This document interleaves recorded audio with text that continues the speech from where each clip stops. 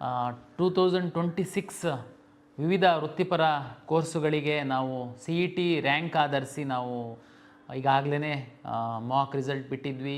ಸಾಕಷ್ಟು ವಿದ್ಯಾರ್ಥಿಗಳು ತಮ್ಮ ಒಂದು ಲಕ್ಕನ್ನು ಚೆಕ್ ಮಾಡ್ಕೊಂಡು ಯಾವುದು ಮಿಸ್ ಆಗಿತ್ತು ಮೇಲೆ ಕೆಳಗೆ ಕಾಲೇಜ್ ಮಾಡಿದ್ರಿ. ಈಗಾಗಲೇ ಪ್ರಾವಿಷನಲ್ ರಿಸಲ್ಟನ್ನು ಪಬ್ಲಿಷ್ ಮಾಡಿದ್ವಿ.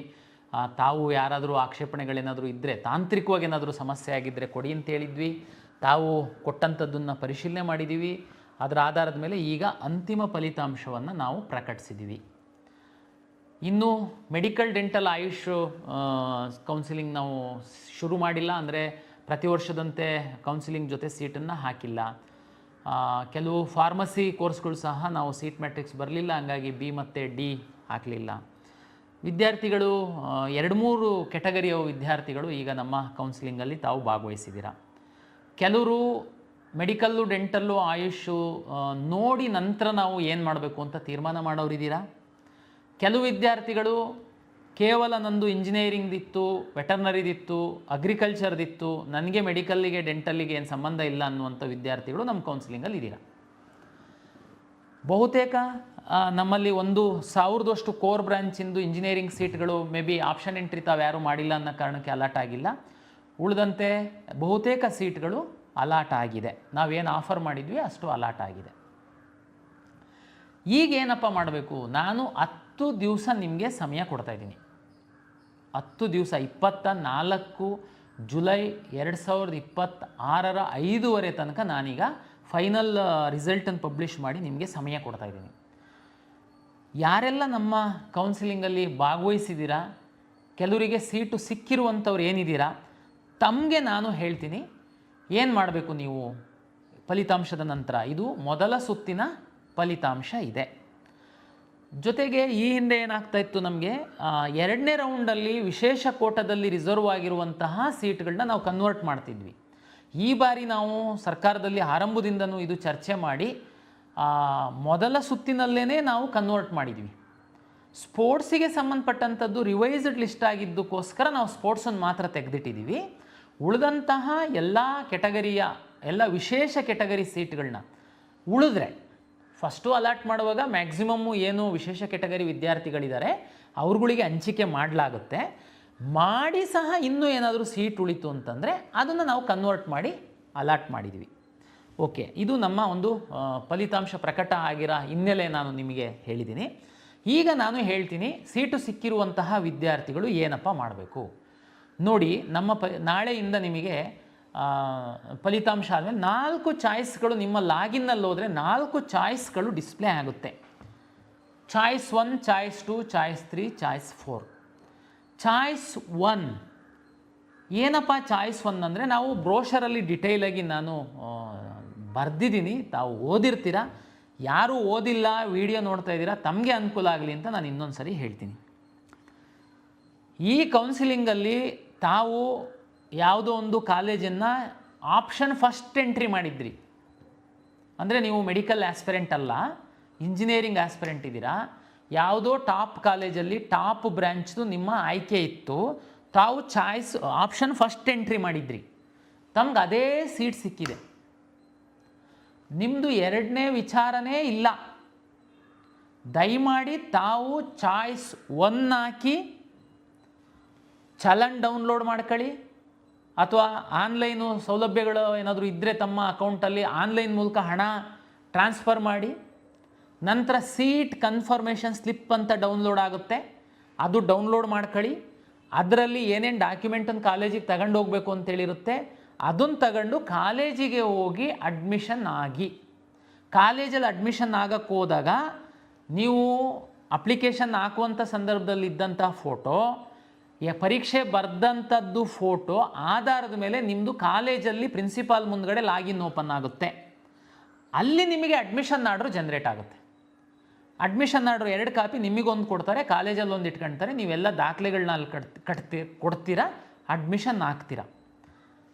ಇನ್ನೊಂದು ಸರಿ ಹೇಳ್ತಾ ಇದ್ದೀನಿ, ನೀವು ಕೌನ್ಸಿಲಿಂಗ್ ಆಪ್ಷನ್ ಎಂಟ್ರಿ ಸಂದರ್ಭದಲ್ಲಿ ಆಪ್ಷನ್ 1 ಹಾಕಿದ್ದೀರಾ, ಅದೇ ನಿಮ್ಮ ಗುರಿ ಇತ್ತು, ನಿಮ್ಮ ಉದ್ದೇಶ ಇತ್ತು, ನಿಮ್ಮ 2ನೇ ವಿಚಾರ ಇರಲಿಲ್ಲ, ಆ ಕಾಲೇಜಿಗೆ ಹೋಗ್ಬೇಕಷ್ಟೇ. ಹೋಗಿ ಚಾಯ್ಸ್ 1 ಹಾಕಿ ದುಡ್ಡು ಕಟ್ಟಿ ಸೀಟ್ ಕನ್ಫರ್ಮೇಷನ್ ಸ್ಲಿಪ್ ತಗೊಳ್ಳಿ, 24ನೇ ತಾರೀಕು ಒಳಗಡೆ ಕಾಲೇಜಿಗೆ ಹೋಗಿ ಅಡ್ಮಿಷನ್ ಆರ್ಡರ್ ಅಲ್ಲಿ ಡೌನ್ಲೋಡ್ ಮಾಡ್ಕೊಳ್ಳಿ. ನಿಮ್ಮ ಫೋಟೋ ಮುಖ ತೋರಿಸಿದ್ರೆ ಎಕ್ಸಾಮ್ ಬರೆದಿರೋದು ಮತ್ತು ನೀವು ಅರ್ಜಿ ಹಾಕಿರೋ ಎರಡೂ ಫೋಟೋ ಮೇಲೆ ಮ್ಯಾಚ್ ಮಾಡಿ ಅಲ್ಲಿ ಅಡ್ಮಿಷನ್ ಆರ್ಡ್ರು ಡೌನ್ಲೋಡ್ ಆಗುತ್ತೆ. ನಿಮ್ಮ PUC ಮಾರ್ಕ್ಸ್ ಏನಿರುತ್ತೆ ಅಲ್ಲಿ ಎಂಟ್ರಿ ಮಾಡ್ತಾರೆ. ನೀವು ನಮ್ಮಲ್ಲಿ ಇರೋ ಮಾರ್ಕ್ಸು ಅದು ಟ್ಯಾಲಿ ಆಗಿರೋದು ನೋಡಿ ನಿಮಗೆ ಅಡ್ಮಿಷನ್ ಕೊಡ್ತಾರೆ. ನೀವು ದುಡ್ಡನ್ನು ನಮಗೆ ಕಟ್ಟಿರ್ತೀರ, ಕಾಲೇಜಲ್ಲಿ ಏನೂ ಕಟ್ಟೋದಿರಲ್ಲ. ಇಂಜಿನಿಯರಿಂಗ್ ಆಯಿತು ಅಂತಂದರೆ ನೀವು ಸ್ಕಿಲ್ ಲ್ಯಾಬ್ ಫೀಸ್ ಅಂತ ಕೆಲವು ಕಾಲೇಜು VTU ವೆಬ್ಸೈಟಲ್ಲಿ ಯಾವ್ಯಾವ ಕಾಲೇಜಲ್ಲಿ ಎಷ್ಟೆಷ್ಟು ಸ್ಕಿಲ್ ಲ್ಯಾಬ್ ಫೀಸನ್ನು ಮಾತ್ರ ತಗೊಳ್ಬೇಕು ಅಂತನ್ನುವಂಥದ್ದಿದೆ. ಅದನ್ನು ತಾವು ನೋಡ್ಕೊಳ್ಳಿ, ಅಷ್ಟು ಮಾತ್ರ ಅಲ್ಲಿ ಕಟ್ಟೋದಿರುತ್ತೆ. ಹಾಸ್ಟೆಲ್ಲು ಅದೆಲ್ಲ ಆಪ್ಷನಲ್ಲಿರುತ್ತೆ, ಅದು ನಿಮಗೆ ಬಿಟ್ಟಂಥದ್ದು. ಕಾಲೇಜು ನಿಮಗೆ ಪ್ರಾಚಾರ್ಯರು ಪ್ರಾಂಶುಪಾಲರು ಏನಿದ್ದಾರೆ ಅವ್ರು ನಿಮಗೆ ಕ್ಲಿಯರಾಗಿ ಎಕ್ಸ್ಪ್ಲೈನ್ ಮಾಡ್ತಾರೆ. ಇದು ಇಂಜಿನಿಯರಿಂಗಿಗೆ. ಅದೇ ರೀತಿ ಯಾವುದೋ ಒಬ್ಬ ವಿದ್ಯಾರ್ಥಿ ವೆಟರ್ನರಿ ಫಸ್ಟ್ ಆಪ್ಷನ್ ಎಂಟ್ರಿ ಮಾಡಿದ್ದಾನೆ, ವೆಟರ್ನರಿ ಸಿಗುತ್ತೆ, ಚಾಯ್ಸ್ 1 ಹಾಕಿ ದುಡ್ಡು ಕಟ್ಟಿ ಕಾಲೇಜಿಗೆ ಹೋಗಿ. ಅದೇ ರೀತಿ ಎಲ್ಲ ಕೋರ್ಸ್ಗಳಿಗೆ ಆಗುತ್ತೆ. ಕೋರ್ಸ್ ಫೀಸ್ ಏನು ನಿಗದಿ ಆಗಿರುತ್ತೆ ಅದನ್ನು ಮಾತ್ರ ನೀವು ನಮಗೇ ಕಟ್ಟಿರ್ತೀರ. ಕೋರ್ಸ್ ಫೀಸನ್ನು ಮತ್ತೆ ಕಾಲೇಜಲ್ಲಿ ನಿಮಗೆ ತಗೊಳಲ್ಲ. ನೀವು ಅಲ್ಲಿ ಹೋದರೆ ನಿಮ್ಮ ಫೋಟೋ ಆಧರಿಸಿ ಅಡ್ಮಿಷನ್ ಆರ್ಡ್ರು ಡೌನ್ಲೋಡ್ ಮಾಡಿ ನಿಮ್ಮ ಮೂಲ ದಾಖಲೆಗಳನ್ನ ಅವರು ತೆಗೆದುಕೊಂಡು ನಿಮಗೆ ಅಡ್ಮಿಷನ್ ಕೊಡ್ತಾರೆ. ಕೆಲವು ವಿದ್ಯಾರ್ಥಿಗಳು ಮೆಡಿಕಲ್ ಆಸ್ಪಿರೆಂಟ್ ಇದ್ದೀರಾ, ಈಗ ಮೆಡಿಕಲ್ಸ್ ಮುಂದೊಂದಿನ ರ್ಯಾಂಕ್ ಚೆನ್ನಾಗಿ ಬರದೆ ನನಗೆ ಮೆಡಿಕಲ್ ಸೀಟ್ ಸಿಕ್ಕಿಲ್ಲ ಅಂತಂದರೆ ನಾನು ವೆಟರ್ನರಿಗೋ ಅಗ್ರಿಕಲ್ಚರಿಗೋ ಇಂಜಿನಿಯರಿಂಗೋ ಹೋಗಬೇಕು ಅಂತ ನಿಮ್ಮ ತಲೆ ಒಳಗಡೆ ಇದೆ. ನಿಮಗೀಗ ಯಾವುದೋ ಒಂದು ಸಿಕ್ಕಿದೆ, ಅದು ಆಪ್ಷನ್ ಒಂದೇ ಹಾಕಿದ್ದೇನೆ ಸಿಕ್ಕಿರ್ಬೋದು ನಿಮಗೆ. ಆದರೆ ನಿಮ್ಮದು ಪ್ರಿಯಾರಿಟಿ ಇಂಜಿನಿಯರಿಂಗ್ ಅಲ್ಲ, ವೆಟರ್ನರಿ ಅಲ್ಲ, ನಿಮ್ಮ ಪ್ರಿಯಾರಿಟಿ ಬಂದು ಮೆಡಿಕಲ್ ಇದೆ. ದಯಮಾಡಿ ನಿಮಗೆ ಹೇಳುವಂಥದ್ದು, ನೀವು ಚಾಯ್ಸ್ 1 ಹಾಕಬೇಡಿ, ನೀವು ಚಾಯ್ಸ್ 2 ಹಾಕಿ. ಚಾಯ್ಸ್ 2 ಅಂತಂದ್ರೇನು? ನಾನು ಅವಾಗ ಹೇಳಿದೆ, ಚಾಯ್ಸ್ 1 ಅಂದರೆ ನನಗೆ ಸಿಕ್ಕಿರುವಂತಹ ಸೀಟು 100% ಇಷ್ಟ ಇದೆ, ನಾನು ಮುಂದಿನ ಯಾವುದೇ ಕೌನ್ಸಿಲಿಂಗ್ ರೌಂಡ್ಗಳಲ್ಲಿ ಯಾವುದೇ ಮೆಡಿಕಲ್ ಡೆಂಟಲ್ ಕೌನ್ಸಿಲಿಂಗಲ್ಲಿ ನಾನು ಭಾಗವಹಿಸುವಂಥದ್ದಕ್ಕೆ ಇಚ್ಛೆ ಪಡಲ್ಲ, ನಾನು ಚಾಯ್ಸ್ 1 ಹಾಕ್ತಾಯಿದ್ದೀನಿ, ನಾನು ಕಾಲೇಜಿಗೆ ಹೋಗಿ ಅಡ್ಮಿಷನ್ ಹಾಕ್ತೀನಿ ಎನ್ನುವಂಥವ್ರಿಗಿರುವಂಥದ್ದು ಚಾಯ್ಸ್ 1. ಚಾಯ್ಸ್ 2 ಅಂತಂದರೆ ಈಗ ಸಿಕ್ಕಿರುವಂತಹ ಸೀಟನ್ನು ನಾನು ಹೋಲ್ಡ್ ಮಾಡ್ತೀನಿ, ಈ ಸೀಟು ನನಗೆ ಬೇಕು, ಆದರೆ ಮುಂದಿನ ರೌಂಡಿಗೆ ನಾನು ಭಾಗವಹಿಸ್ತೀನಿ, ಅಲ್ಲಿ ಇದಕ್ಕಿಂತ ಉತ್ತಮವಾಗಿರುವಂತಹ ಸೀಟು ನನಗೆ ಸಿಕ್ಕುವಂತಹ ಸಾಧ್ಯತೆ ಇರ್ಬೋದು, ಇಲ್ಲ ಸಿಗಬಹುದು, ನಾನು ವೆಯ್ಟ್ ಮಾಡ್ತೀನಿ. ನೀವು ಚಾಯ್ಸ್ 2 ಹಾಕಬೇಕು.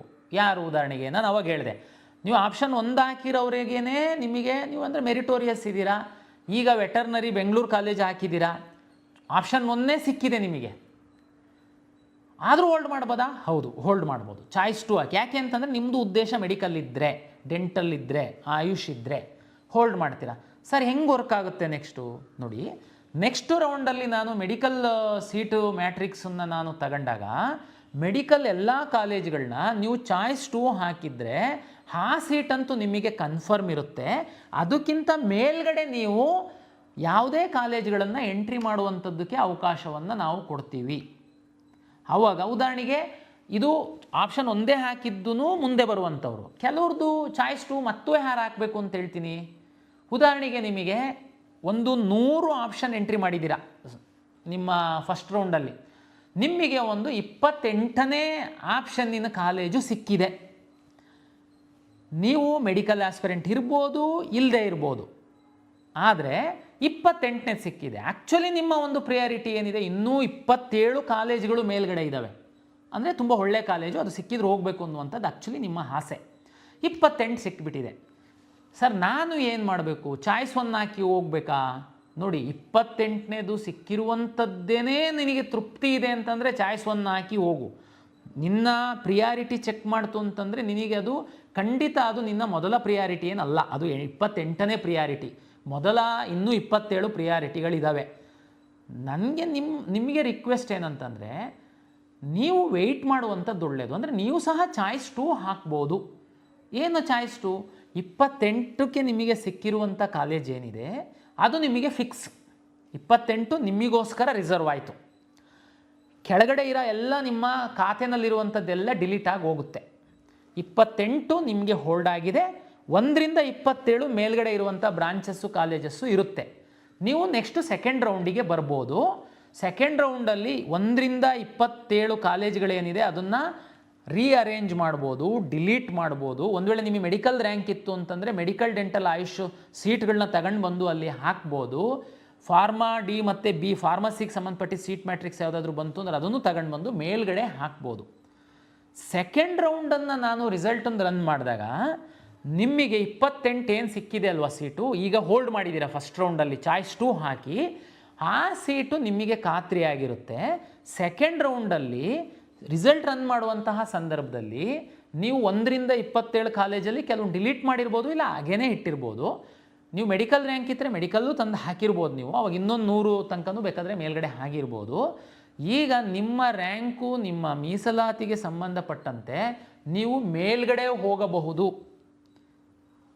ಮೇಲ್ಗಡೆ ಅಂದರೆ 28 ನೀವು ಹೋಲ್ಡ್ ಮಾಡಿರೋ ಸೀಟ್ಗಿಂತ ಮೇಲ್ಗಡೆ ನಿಮ್ಮ ಆಪ್ಷನ್ಗಳು ಏನು ಹಾಕಿರ್ತೀರಾ ಅಲ್ಲಿಗೆ ನೀವು ಶಿಫ್ಟ್ ಆಗುವಂತಹ ಸಾಧ್ಯತೆಗಳಿರುತ್ತೆ. ನಿಮ್ಮ ರ್ಯಾಂಕು ಚೆನ್ನಾಗಿದ್ದು ಅಲ್ಲಿ ಸೀಟ್ಗಳು ಅವೈಲಬಲ್ ಇತ್ತು ಅಂತಂದಾಗ ಆವಾಗ ಈ 28 ನೀವೇನು ಫಸ್ಟ್ ರೌಂಡಲ್ಲಿ ಹೋಲ್ಡ್ ಮಾಡಿದ್ರಿ ಅಲ್ವಾ, ಆ ಸೀಟು ಆಟೋಮೆಟಿಕ್ಕಾಗಿ ನಿಮ್ಮಿಂದ ಹೋಗಿ ಬೇರೆಯವರಿಗೆ ಅಲಾಟ್ ಆಗುತ್ತೆ.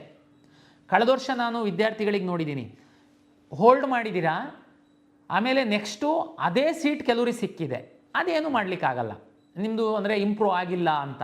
ಕೆಲವರಿಗೆ ಮೇಲ್ಗಡೆ ಸೀಟ್ ಸಿಕ್ಬಿಟ್ಟಿದೆ, ಆವಾಗ ನಮ್ಮ ಹತ್ರ ಬರೋದು ಇಲ್ಲ ನನಗೆ ಅದು ಹಳೇದೇ ಸೀಟ್ ಬೇಕು, ಮೇಲ್ಗಡೆ ಸೀಟ್ ಚೆನ್ನಾಗಿಲ್ಲ ಅಂದರೆ ಹಾಕಿದ್ದವ್ರು ಯಾರು? ನೀವೇ ಹಾಕಿರ್ತೀರ. ಅದಕ್ಕೇ ನೀವು ಚೆನ್ನಾಗಿರೋದನ್ನು ಇಟ್ಕೊಳ್ಳೋದಕ್ಕೆ ಅವಕಾಶ ಇದೆ, ಚೆನ್ನಾಗಿಲ್ಲದನ್ನ ಡಿಲೀಟ್ ಮಾಡೋದಕ್ಕೆ ಅವಕಾಶ ಇದೆ, ಬೇಕಾದರೆ ತಾವು ಮಾಡಿ. ಆದರೆ ಸೆಕೆಂಡ್ ರೌಂಡಲ್ಲಿ ಒಂದು ವೇಳೆ ನಿಮ್ಮ ಲಾಗಿನ್ನಲ್ಲಿ ನೀವು ಹೋಲ್ಡ್ ಮಾಡಿರೋ ಸೀಟ್ಗಿಂತ ಮೇಲ್ಗಡೆ ಸೀಟ್ ಏನಾದರೂ ಸಿಕ್ಕಿದರೆ ಆಟೋಮೆಟಿಕ್ಕಾಗಿ ಈ ಸೀಟು ನಿಮ್ಮಿಂದ ತಪ್ಪಿ ಹೋಗುತ್ತೆ, ಬೇರೆಯವರಿಗೆ ಅಲರ್ಟ್ ಆಗುತ್ತೆ. ಫಲಿತಾಂಶ ಪ್ರಕಟ ಆದಮೇಲೆ ವಾಪಸ್ ಬಂದು ನನಗೆ ಆ ಸೀಟ್ ಬೇಕು ಅಂದರೆ ಸಿಗಲ್ಲ. ಇದು ಚಾಯ್ಸ್ 2ದವರಿಗೆ. ಚಾಯ್ಸ್ 2 ಏನು ಅಂತಂತ ಹೇಳಿದರೆ ಅರ್ಥ ಆಗಿದೆ. ಚಾಯ್ಸ್ 3 4 ಚಾಯ್ಸ್ ಅಂತ ಹೇಳಿದ್ದೀನಿ, 1 ಹೇಳಿದ್ದೀನಿ, 2 ಹೇಳಿದ್ದೀನಿ. ಚಾಯ್ಸ್ 3 ಅಂತಂದರೆ ನೀವು 100 ಆಪ್ಷನ್ ಎಂಟ್ರಿ ಮಾಡಿದ್ದೀರಾ, ಈಗ ನಿಮಗೆ 90ನೇದೊಂದು ಕಾಲೇಜ್ ಅಲಾಟ್ ಆಗಿದೆ. ಆ ಕಾಲೇಜ್ ನಿಮಗೆ ಇಷ್ಟ ಇಲ್ಲ, ಹೋಲ್ಡ್ ಮಾಡಿ ಇಟ್ಕೊಂಡು ನಾನು ಏನು ಮಾಡಬೇಕಾಗಿಲ್ಲ. ಯಾಕೆಂದರೆ ಹೋಲ್ಡ್ ಮಾಡಿರೋದು ಹೆಂಗಿರುತ್ತೆ ಅಂತಂದರೆ ನಿಮಗೆ ಮೇಲ್ಗಡೆ ಅಪ್ಗ್ರೇಡ್ ಆಗಿಲ್ಲ ಅಂತಂದರೆ ಅದು ಫಿಕ್ಸ್ ಆಗಿಬಿಡುತ್ತೆ. ನಿಮಗೆ ಸೆಕೆಂಡ್ ರೌಂಡಲ್ಲಿ ನೀವು ಹೋಗಲೇಬೇಕಾಗುತ್ತೆ ಕಾಲೇಜಿಗೆ. ಆದರೆ ಆ ಕಾಲೇಜೇ ನಿಮಗೆ ಇಷ್ಟ ಇಲ್ಲ, ನೀವು ಹಾಕ್ಬಿಟ್ಟಿದ್ರೆ ಅಲಾಟ್ ಆಗಿದೆ. ಅಂಥ ಸಂದರ್ಭದಲ್ಲಿ ನೀವು ಆವಾಗ ಚಾಯ್ಸ್ 2 ಹಾಕಿ ಹೋಲ್ಡ್ ಮಾಡಿದಾಗ ಏನಾಗುತ್ತೆ, ನಾನು ಅವಾಗ ಹೇಳಿದೆ ಅಲ್ಲ, 28ನೇ ಕಾಲೇಜ್ ಅಲಾಟ್ ಆಗಿದ್ದು ನೀವು ಅದನ್ನು ಹೋಲ್ಡ್ ಮಾಡಿದಾಗ 29ರಿಂದ ಇರೋದೆಲ್ಲ ನಿಮ್ಮ ಲಾಗಿನಿಂದ ಡಿಲೀಟ್ ಆಗಿ ಹೋಗ್ಬಿಡುತ್ತೆ. ಮೇಲಿಂದ ಇರುವಂಥದ್ದು ಮಾತ್ರ 27ರ ತನಕ ಇರುತ್ತೆ. ಬಟ್ ಚಾಯ್ಸ್ 3 ಹಾಕಿದರೆ ನಾನು ಈಗ ಹೇಳ್ದಂಗೆ 100 ಆಪ್ಷನ್ ಎಂಟ್ರಿ ಮಾಡಿದ್ದೀರಾ, ನಿಮಗೆ 98ನೇ ಕಾಲೇಜ್ ಅಲಾಟ್ ಆಗಿದೆ. ಈಗ ನೀವು ಅಕಸ್ಮಾತು 98ನೇ ಕಾಲೇಜು ತುಂಬ ಚೆನ್ನಾಗಿಲ್ಲ, ನಿಮಗೆ ಇಷ್ಟನೇ ಇಲ್ಲ, ಏನೋ ಹಾಕುವಾಗ ಹಾಕ್ಬಿಟ್ಟಿದೆ, ಸಿಕ್ಕಿದೆ, ನಾನು ಹೋಲ್ಡ್ ಮಾಡಿ ನಮ್ಮ ಗ್ರಾಚಾರಕ್ಕೆ ಏನಾದ್ರು ನೆಕ್ಸ್ಟ್ ರೌಂಡಲ್ಲಿ ಅದೇ ಸಿಕ್ಬಿಡ್ತು ಅಂತಂದರೆ ಕಷ್ಟ ಆಗುತ್ತೆ ಅಂತ ನಿಮ್ಮ ತಲೆ ಒಳಗಡೆ ಇದ್ದರೆ ಚಾಯ್ಸ್ 3 ಹಾಕಿ. ಚಾಯ್ಸ್ 3 ಅಂದರೆ ನಿಮಗೆ ಸಿಕ್ಕಿರುವಂತಹ 98ನೇ ಸೀರಿಯಲ್ ನಂಬರಿನ ಕಾಲೇಜು ನಿಮ್ಮ ಲಾಗಿನ್ನಿಂದ ಡಿಲೀಟ್ ಆಗಿ ಹೋಗುತ್ತೆ. 100 ಆಪ್ಷನ್ನಲ್ಲಿ 98 ಸಿಕ್ಕಿತ್ತು, ಚಾಯ್ಸ್ 3 ಹಾಕಿದ್ದೀರಾ, ಅದು ಡಿಲೀಟ್ ಆಗಿ ಹೋಗಿದೆ. ಇನ್ನು ನಿಮ್ಮ ಲಾಗಿನ್ ಒಳಗಡೆ 99 ಕಾಲೇಜು ಉಳಿಯುತ್ತೆ. ಸೆಕೆಂಡ್ ರೌಂಡಿಗೆ ಬಂದಾಗ ಈ 99 ಕಾಲೇಜಲ್ಲಿ ನೀವು ಮೇಲೆ ಕೆಳಗೆ ಮಾಡ್ಬೋದು, ಡಿಲೀಟ್ ಮಾಡ್ಬೋದು. ನಿಮ್ಮ ಮೆಡಿಕಲ್ ರ್ಯಾಂಕ್ ಇದ್ದರೆ ನೀಟ್ ರ್ಯಾಂಕ್ ಆಧರಿಸಿ ಅಲಾಟ್ ಮಾಡುವಂಥ ಸೀಟ್ಗಳನ್ನ ಸಹ ನೀವು ತಂದು ಹಾಕ್ಬೋದು. ಇದು ಚಾಯ್ಸ್ 3. ಚಾಯ್ಸ್ 4 ಅಂತ ಒಂದಿದೆ. ನೀವು ಒಂದು 100 ಆಪ್ಷನ್ ಎಂಟ್ರಿ ಮಾಡಿದ್ದೀರಾ, ನಿಮಗೆ ಯಾವುದೋ ಒಂದು 50-60 ಯಾವುದೋ ಒಂದು ಕಾಲೇಜ್ ಸಿಕ್ಕಿದೆ. ಆದರೆ ಈ ನಮ್ಮ ಕೌನ್ಸಿಲಿಂಗ್ ನಡೆಯುವ ಮಧ್ಯದಲ್ಲಿ ತಾವು ಲಾಂಗ್ ಟರ್ಮಿಗೆ ಹೋಗಿ ಕೂತಿದ್ದೀರಾ. ಈ ಕೌನ್ಸಿಲಿಂಗ್ ನಡೆಯುವ ಮಧ್ಯದಲ್ಲಿ ನಿಮ್ಮ ಮನೆಯವ್ರು ತಗೊಂಡು ನಿಮಗೆ ಮ್ಯಾನೇಜ್ಮೆಂಟಿಗೆ ಅಡ್ಮಿಷನ್ಸ್ ಮಾಡಿದ್ದಾರೆ. ನಮ್ಮ ಕೌನ್ಸಿಲಿಂಗ್ ನಿಮಗೆ ಅಗತ್ಯ ಇಲ್ಲ. ಚಾಯ್ಸ್ 4 ಅಂದರೆ ನಾನು ಕೌನ್ಸಿಲಿಂಗಿಂದ ಎಕ್ಸಿಟ್ ಆಗ್ತೀನಿ, ನಾನು ಮುಂದುವರ್ಸಲ್ಲ ಕೌನ್ಸಿಲಿಂಗು ಅಂತ ಚಾಯ್ಸ್ 4 ಹಾಕಿದರೆ ನೀವು ಹೊರಗಡೆ ಹೋಗ್ತೀರಾ. ಈಗ ನಾನು ಏನು ಸೀಟ್ ಅಲಾಟ್ ಮಾಡಿದ್ದೀನಿ ಎಲ್ಲ ಕೋರ್ಸ್ಗಳಲ್ಲಿ, ನಾನು 24ನೇ ತಾರೀಕು ಸಂಜೆ 5:30 ತನಕ ನೀವು ಈ ಎಲ್ಲ 1 ಹಾಕಿ ಅಥವಾ 2 ಹಾಕಿ 3 ಹಾಕಿ 4 ಹಾಕಿ ನಿಮ್ಮ ಮನೆಯವ್ರ ಜೊತೆ ಕುತ್ಕೊಂಡು ಚರ್ಚೆ ಮಾಡಿ ನೀವು ಚಾಯ್ಸ್ ಹಾಕಿ ಅಂತ ನಾನು ಹೇಳ್ತಾ ಇದ್ದೀನಿ. ಕೆಲವು ವಿದ್ಯಾರ್ಥಿಗಳು ಯಾವುದೂ ಚಾಯ್ಸ್ ಹಾಕಲ್ಲ, ಅವರಿಗೆಲ್ಲರಿಗೆ ನಾವು ಆಟೋಮೆಟಿಕ್ಕಾಗಿ ಚಾಯ್ಸ್ 4 ಮಾಡ್ತೀವಿ, ಅವರೆಲ್ಲರನ್ನೂ ಹೊರಗಡೆ ಹಾಕ್ತೀವಿ. ಓಕೆ, ಇದು ಚಾಯ್ಸ್ 1, 2, 3, 4ಗೆ ಸಂಬಂಧಪಟ್ಟಂತೆ ಹಿಂದಿನ ಒಂದು ನಮ್ಮ ಅನುಭವದ ಮೇಲೆ ವಿದ್ಯಾರ್ಥಿಗಳ ಹಿತದೃಷ್ಟಿಯಿಂದ ಕೆಲವು ಬದಲಾವಣೆಗಳನ್ನು ನಾವು ಮಾಡಿದ್ದೀವಿ. ಈ ಚಾಯ್ಸಿಗೆ ಸಂಬಂಧಪಟ್ಟಂತೆ ಏನಾಗ್ತಿತ್ತು ಏನು ಮಾಡ್ತಿತ್ತು ಅಂತ ಸಂಕ್ಷಿಪ್ತವಾಗಿ ಹೇಳೋದಾದರೆ, ಕೆಲವು ವಿದ್ಯಾರ್ಥಿಗಳು ಏನು ಮಾಡ್ತೀರಾ, ಚಾಯ್ಸ್ 2 ಹಾಕ್ಬಿಡ್ತೀರಾ, ಲಾಕ್ ಆಗಿಬಿಡುತ್ತೆ. ಆಮೇಲೆ ಮನೆಯವ್ರ ಹತ್ರ ಫ್ರೆಂಡ್ಸ್ ಹತ್ರ ಮಾತಾಡುವಾಗ ಇಲ್ಲ ಅದು ಚೆನ್ನಾಗಿದೆ ಕಾಲೇಜು, ಚಾಯ್ಸ್ 1 ಹಾಕಿ ಹೋಗಿ ಅಡ್ಮಿಷನ್ ಆಗಬೇಕು ಅಂತ ಆಗಲ್ಲ. ಸಬ್ಮಿಟ್ ಮಾಡಿದ ಮೇಲೆ ಚಾಯ್ಸ್ 3 ಹಾಕ್ತೀರಾ, ಆಮೇಲೆ ಯಾರೋ ಹೇಳ್ತಾರೆ ಅದು ಯಾಕೆ ಚಾಯ್ಸ್ 3 ಹಾಕಿದೆ, ಆ ಕಾಲೇಜ್ ಚೆನ್ನಾಗಿತ್ತು, ನೀನು ಹೋಲ್ಡ್ ಮಾಡಿ ಹೋಗಬೇಕಾಗಿತ್ತು, ನೀನು ಚಾಯ್ಸ್ 2 ಹಾಕಬೇಕಾಗಿತ್ತು ಅಂತ ಸಬ್ಮಿಟ್ ಮಾಡಿದರೆ ಆಗಲ್ಲ. ಚಾಯ್ಸ್ 4 ಹಾಕಿ ಎಕ್ಸಿಟ್ ಆಗಿರ್ತೀರಾ, ಆಮೇಲೆ ಮನಸ್ಸು ಚೇಂಜ್ ಆಗುತ್ತೆ, ಇಲ್ಲ ನಾನು ಕೌನ್ಸಿಲಿಂಗಲ್ಲಿ ಭಾಗವಹಿಸಬೇಕು, ಚಾಯ್ಸ್ 3ನೋ 2ನೋ ಹಾಕಬೇಕು ಅಂತ ಅನಿಸುತ್ತೆ. ಇದಕ್ಕೆ ಅವಕಾಶಗಳಿರಲಿಲ್ಲ. ಏನಾಗ್ತಿತ್ತು, ಒಂದು ಸರಿ ಲಾಕ್ ಆಗ್ತಿದ್ದಂಗೆ ಪ್ರತಿ ದಿವಸ 500ರಿಂದ 1000 ವಿದ್ಯಾರ್ಥಿಗಳಿಗೆ ಬರಲಿಕ್ಕೆ ಶುರು ಮಾಡ್ತಿದ್ರಿ. ನಮ್ಮದು ಸಿಸ್ಟಮೇ ಆ ರೀತಿ ಇರಲಿಲ್ಲ. ಒಂದು ಸರಿ ಲಾಕ್ ಮಾಡಿದ್ದೀರಾ, ನಿಮ್ಮ ಹಣೆ ಬರ ಹೋಗಿ ಅಂತ ನಮ್ಮವರು ಕಳಿಸ್ತಾಯಿದ್ರು. ಈ ಸರಿ ಚಾಯ್ಸ್ 1 ಹಾಕಿ, ಇವತ್ತು ಚಾಯ್ಸ್ 1 ಹಾಕ್ತೀರಾ, ಚಲನ್ ಡೌನ್ಲೋಡ್ ಮಾಡ್ತೀರಾ, ದುಡ್ಡಿನ್ನೂ ಕಟ್ಟಿಲ್ಲ, ಮನ್ಸು ಚೇಂಜ್ ಆಗುತ್ತೆ ನಿಮ್ಮದು. ಮತ್ತೆ ಲಾಗಿನ್ ಆಗಿ ಚಾಯ್ಸ್ 2 ಹಾಕಿ, ಚಾಯ್ಸ್ 2 ಹಾಕಿದ್ದೀರಾ, ಮನೇಲಿದ್ದೀರಾ. 2 ದಿನ ಆದಮೇಲೆ ನಿಮ್ಮ ಮನೇಲಿ ಹೇಳ್ತಾರೆ ಇಲ್ಲ ನೀನು ಕಾಲೇಜಿಗೆ ಹೋಗಿ ಅಡ್ಮಿಷನ್ ಆಗಿಬಿಡು, ಅದೇ ಚೆನ್ನಾಗಿದೆಯಂತೆ ಅಂತ. ಆದರೆ ಚಾಯ್ಸ್ 2 ಹಾಕ್ಬಿಟ್ಟಿದ್ದೀರಾ, ನಾನು ಹೋಲ್ಡ್ ಮಾಡಿ ನಾನು ನೆಕ್ಸ್ಟ್ ರೌಂಡಿಗೆ ಬರ್ತೀನಿ ಅಂತ ಹಾಕಿದ್ದೀರಾ. ಬಟ್ 2 ದಿನ ಆದಮೇಲೆ ನಿಮ್ಮ ಮನಸ್ಸು ಚೇಂಜ್ ಆಗುತ್ತೆ, ಇಲ್ಲ ನಾನು ಚಾಯ್ಸ್ 1 ಹಾಕಿ ಕಾಲೇಜಿಗೆ ಹೋಗ್ತೀನಿ ಅಂತ. ಮತ್ತೆ ಲಾಗಿನ್ ಆಗಿ ಚಾಯ್ಸ್ 1 ಹಾಕಿ ದುಡ್ಡು ಕಟ್ಟಿ ಕಾಲೇಜಿಗೆ ಹೋಗಿ. ಚಾಯ್ಸ್ 4 ಹಾಕಿ ಹೊರಗಡೆ ಹೋಗ್ತೀರಾ, ಇಲ್ಲ ಕೌನ್ಸಿಲಿಂಗಲ್ಲಿ ಮುಂದುವರಿಬೇಕು ಅಂತ ಇಷ್ಟಪಡ್ತೀರಾ. 2 ದಿನ ಆದಮೇಲೆ 3 ದಿನ ಆದಮೇಲೆ ಮತ್ತೆ ಲಾಗಿನ್ ಆಗಿ ಯಾವುದು ಚಾಯ್ಸು 3 ಹಾಕ್ತೀರಾ 2 ಹಾಕ್ತೀರಾ ಮಾಡ್ಕೊಳ್ಳಿ. ಚಾಯ್ಸ್ 3 ಹಾಕಿರ್ತೀರಾ, ಮನಸ್ಸು ಚೇಂಜ್ ಆಗುತ್ತೆ, ಬನ್ನಿ. ಹಾಗಾಗಿ ಇದು ನಿಮಗೆ ಫ್ರೀ ಬಿಟ್ಟಿದ್ದೀವಿ. ನಿಮ್ಮ ಲಾಗಿನ್ನಲ್ಲಿ ಮುಖ ತೋರಿಸಿ ಲಾಗಿನ್ ಆಗ್ತೀರಾ, ನೀವು ಚಾಯ್ಸನ್ನು ಆ ಕಡೆ ಈ ಕಡೆ ಮಾಡ್ಬೋದು. ಇದರಲ್ಲಿ ಒಂದು ಕಂಡೀಷನ್ ಏನಂದರೆ, ನಮ್ಮ ಕೊನೆ ದಿನ ಏನಿದೆ 24ನೇ ತಾರೀಕು 5:30, ಅದರೊಳಗಡೆ ನೀವೇನಾದರೂ ಮನಸ್ಸು ಚೇಂಜ್ ಆದರೆ 24ನೇ ತಾರೀಕು ನಮ್ಮದು ಫಸ್ಟ್ ರೌಂಡಿಂದ ಅಡ್ಮಿಷನ್ನು ಲಾಸ್ಟ್ ಆದಮೇಲೆ ನಿಮ್ಮ ಮನಸ್ಸು ಚೇಂಜ್ ಆದರೆ ನಾವು ನಿಮಗೆ ಹೆಲ್ಪ್ ಮಾಡೋದಕ್ಕಾಗಲ್ಲ. ದುಡ್ಡು ಕಟ್ಟಿ ಚಾಯ್ಸ್ 1 ಹಾಕ್ತೀರಾ, ಚಲನ್ ಡೌನ್ಲೋಡ್ ಮಾಡ್ಕೊಳ್ತೀರಾ, ದುಡ್ಡು ಕಟ್ತೀರಾ, ಆಮೇಲೆ ಮನಸ್ಸು ಚೇಂಜ್ ಆದರೂ ನಾನು ಹೆಲ್ಪ್ ಮಾಡೋಕ್ಕಾಗಲ್ಲ. ಚಾಯ್ಸ್ 1 ಹಾಕ್ತೀರಾ, ದುಡ್ಡು ಕಟ್ತೀರಾ, ಕಾಲೇಜಿಗೆ ಹೋಗಿ ಅಡ್ಮಿಷನ್ ಹಾಕ್ತೀರಾ, ಆಮೇಲೆ ನಿಮ್ಮ ಮನಸ್ಸು ಚೇಂಜ್ ಆದರೆ ನೀವು KEಗೆ ಬರಬೇಕು, ಅಧಿಕೃತವಾಗಿ ಫೈನ್ ಕಟ್ಟಬೇಕು, ಸೀಟ್ ಕ್ಯಾನ್ಸಲೇಷನ್ ಮಾಡ್ಕೊಳ್ಬೇಕು. ಇದು ಎಲ್ಲ ಪ್ರೊಸೀಜರು ನಮ್ಮ ಬ್ರೋಷರಲ್ಲಿದೆ, ದಯಮಾಡಿ ಓದಿ. ಇವರಿಗೆ ಮಾತ್ರ ನಾನು ಅನುಕೂಲ ಮಾಡಿಕೊಟ್ಟಿದ್ದೀನಿ. ಅಂದರೆ ನೀವು ಪದೇ ಪದೇ ನಮ್ಮ KE ಕಚೇರಿ ತನಕ ಬರಬೇಕು, ಅದು ಎಲ್ಲ ಹಲಿಬೇಕು, ಅರ್ಜಿ ಕೊಡಬೇಕು, ಅದು ಎಲ್ಲ ಆಗಬಾರ್ದು ಸಮಸ್ಯೆ ಅಂತ ನಾವು ಇದು ಮಾಡಿದ್ದೀವಿ. ನೀವು ಏನೇ ಡಿಸಿಷನ್ ತಗೊಳ್ಳುವಾಗ ಮತ್ತೆ ಮಾಡೋದಲ್ಲ, ಭಾಳ ವಿಚಾರ ಮಾಡಿ ನೀವು ಡಿಸಿಷನ್ ತಗೊಳ್ಳಿ. ಅಕಸ್ಮಾತು ಆದ್ರೂ ಕೆಲವೊಮ್ಮೆ ತಪ್ಪಾಗ್ತವೆ, ಹಂಗಾಗಿ ಲಾಸ್ಟ್ ಡೇಟ್ ತನಕ ನೀವು ಸರಿ ಮಾಡ್ಕೊಳ್ಳೋದಕ್ಕೆ ನಿಮ್ಮ ಲಾಗಿನ್ ಒಳಗಡೆ ಹೋಗಿ ನಾವು ಅವಕಾಶ ಕೊಟ್ಟಿದ್ದೀವಿ. ದಯಮಾಡಿ ಸೈಬರ್ ಸೆಂಟ್ರ್ ಅವರಿಗೆ ನಿಮ್ಮ ಎಲ್ಲ ಅಸ್ತ್ರ ಕೊಟ್ಬಿಟ್ಟು ಚಾಯ್ಸ್ ಹಾಕೋಕ್ಕೆ ಬಿಡೋಕ್ಕೆ ಹೋಗಬೇಡಿ. ನೀವು ಸೈಬರ್ ಸೆಂಟ್ರ್ ಬಳಕೆ ಮಾಡ್ಕೊಳ್ಳಿ. ನೀವು ಅವ್ರ ಜೊತೆ ಕೂತ್ಕೊಂಡು ನಿಮ್ಮ ಮುಖ ತೋರಿಸಿ ಲಾಗಿನ್ ಓಪನ್ ಆಗಿ ಪೂರ್ತಿ ನಿಮ್ಮ ಪ್ರಕ್ರಿಯೆಯನ್ನು ಮುಗಿಸಿ ಲಾಗೌಟ್ ಆಗಿ ಹೊರಗಡೆ ಬನ್ನಿ. ನೀವು ಹೋಗ್ಬಿಟ್ಟು ಮುಖ ತೋರಿಸಿ ಲಾಗಿನ್ ಓಪನ್ ಮಾಡಿ ನೀನು ಚಾಯ್ಸ್ 1 ಹಾಕೋ 2 ಹಾಕು ಏನಾದರೂ ಹೇಳಿ ಹೋಗೋದು ಬೇಡ. ದಯಮಾಡಿ ಅದನ್ನು ತಾವು ಜೊತೆಲಿ ಇದ್ದು ಮಾಡಿ. ಸುಮ್ಮನೆ ಅದು ಮಿಸ್ಯೂಸ್ ಆಗುತ್ತೆ, ನಂತರ ನೀವು ಬಲಿಪಶುಗಳಾಗ್ತೀರ. ಹಾಗಾಗಿ ಇದು ಫಸ್ಟ್ ರೌಂಡ್ ಇದೆ, ನಂದು ವಿನಂತಿ. ಮೆಡಿಕಲ್ ಡೆಂಟಲ್ ಆಯುಷಿಗೆ ಹೋಗುವಂಥ ಅಭ್ಯರ್ಥಿಗಳು ಏನು ಫಸ್ಟ್ ರೌಂಡಲ್ಲಿ ಕಂಪಲ್ಸರಿ ಅಡ್ಮಿಷನ್ ಏನಿರಲ್ಲ, ಗಡಿಬಿಡಿನಲ್ಲಿ ಹೋಗಿ ಅಡ್ಮಿಷನ್ ಆಗಿ ಆಮೇಲೆ ಇಲ್ಲ ಸರ್ ನಾನು ಮೆಡಿಕಲ್ಲಿಗೆ ಹೋಗಬೇಕು ನನಗೆ ಅದೆಲ್ಲ ಮಾಡೋಕ್ಕೆ ಹೋಗಬೇಡಿ. ದಯಮಾಡಿ ನಮ್ಮ medical dental AYUSH NEET result ಇನ್ನೇನು ಸದ್ಯದಲ್ಲೇ ಬರುತ್ತೆ, ಸೀಟ್ ಮ್ಯಾಟ್ರಿಕ್ಸ್ ಬರುತ್ತೆ. ಸೆಕೆಂಡ್ ರೌಂಡಲ್ಲಿ ನಾವು ಅದನ್ನು ಸೇರಿಸಿ ನಾವು ಕೌನ್ಸಿಲಿಂಗ್ ಮಾಡೋದಕ್ಕೆ ಪ್ಲ್ಯಾನ್ ಮಾಡ್ಕೊಳ್ತಾ ಇದ್ದೀವಿ. ಒಂದು ವೇಳೆ ನೀಟ್ ರ್ಯಾಂಕ್ ಇದ್ದು ನಿಮ್ಮ ಆದ್ಯತೆ ನೀಟ್ ರ್ಯಾಂಕ್ ಆಧರಿಸಿತ್ತು ಅಂತಂದರೆ ದಯಮಾಡಿ ಅಡ್ಮಿಷನ್ ಆಗಬೇಡಿ. ಅಡ್ಮಿಷನ್ ಆಗಿ ಮತ್ತೆ ಬರೋದು ಎಲ್ಲ ನಮಗೆ ಗೊಂದಲ ಆಗುತ್ತೆ, ನಿಮಗೆ ಸಹ ಟೆನ್ಷನ್ ಆಗುತ್ತೆ. ಯಾಕೆಂದರೆ ಇದನ್ನು ನಾವು ಕಂಪಲ್ಸರಿ ನಿಮಗೆ ಹೇಳ್ತಾ ಇಲ್ಲ.